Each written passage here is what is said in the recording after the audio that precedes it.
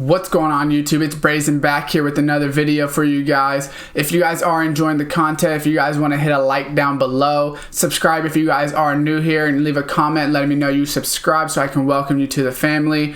And that being said, cue intro.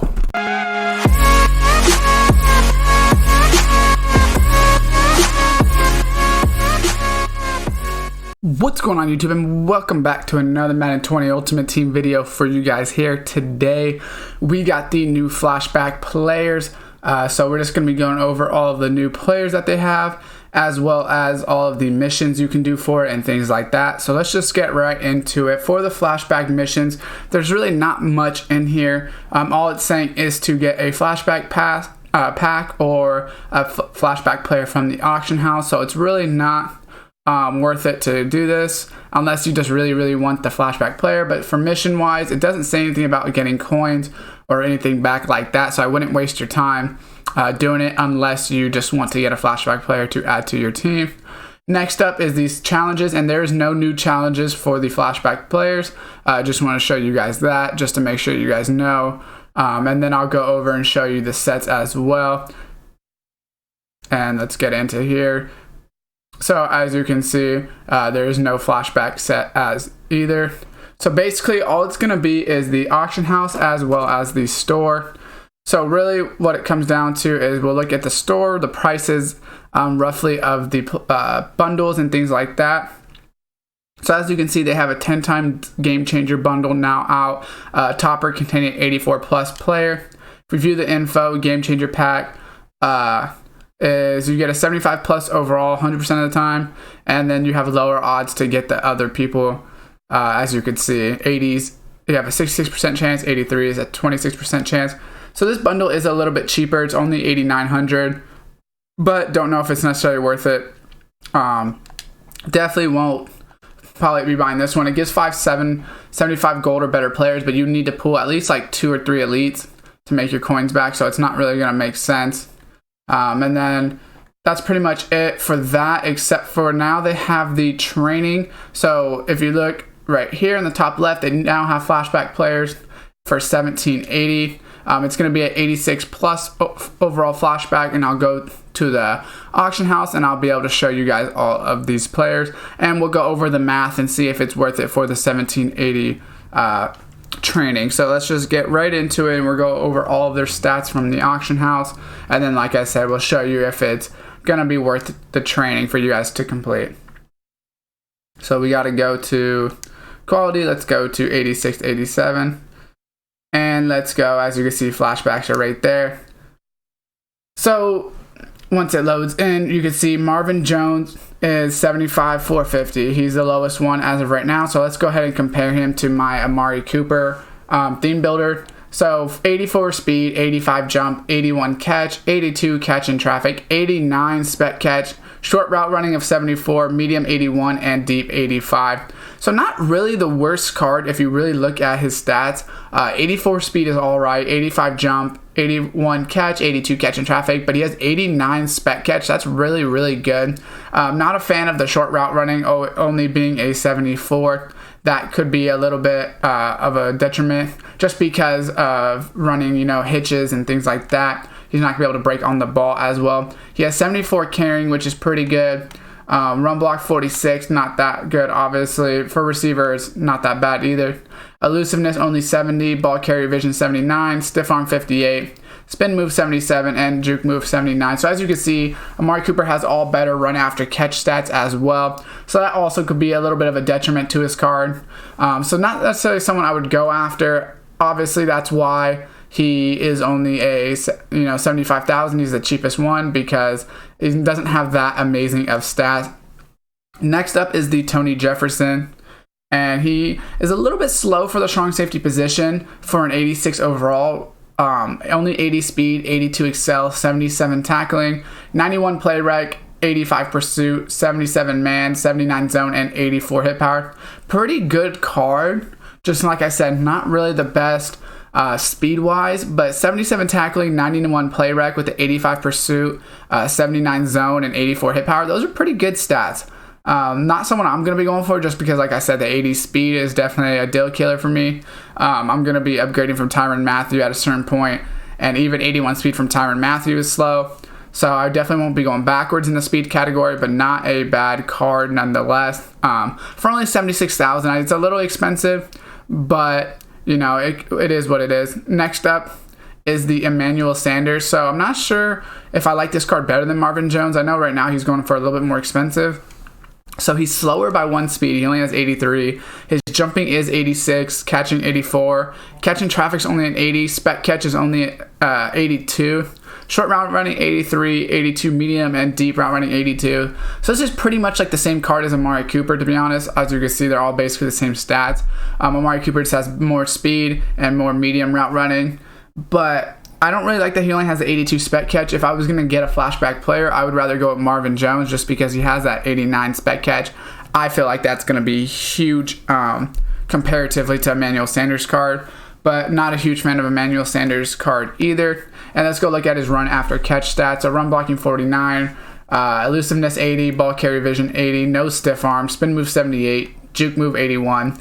So not bad, roughly right around where that Marvin Jones run after catch stats are. Not the best in the game, but also not the worst. So, it's definitely not someone I would go after, but someone you could pick up if you really wanted to. So it looks like Sheldon Richardson would be next up if we can find him. So the thing I don't like about Sheldon Richardson is he only has that 70 block shed. So he has 66 speed, 79 excel, 83 strength, 87 tackling, 83 play rec, 84 power move, only 68 finesse move, not a big deal. But that 70 block shed is really, really low for a D tackle. Once again, I know I'm just using DeForest Buckner, and I definitely need to upgrade him. But if I'm going to upgrade him, I'm not going to go backwards and block shed at my defensive tackle position. Just because if they're running dives and things like that, I need someone that can block shed and get that tackle. So Sheldon Richardson isn't going to be on my list of players. If you're a Jets fan, I guess go ahead and get him, but he's not really that great of a card. And he's going for about 87,000, it looks like right now. Next up looks like it's going to be Brandon Brooks. So let's go ahead and compare him. And let's see what he's an 87. This is compared to my David DeCastro. So he's got 90 strength, 80 awareness, 85 pass block, 86 pass block power, 84 pass block finesse. But he's only got 79 run block, 78 run block power, and 81 run block finesse. Personally, I don't think he's really much better than this David DeCastro.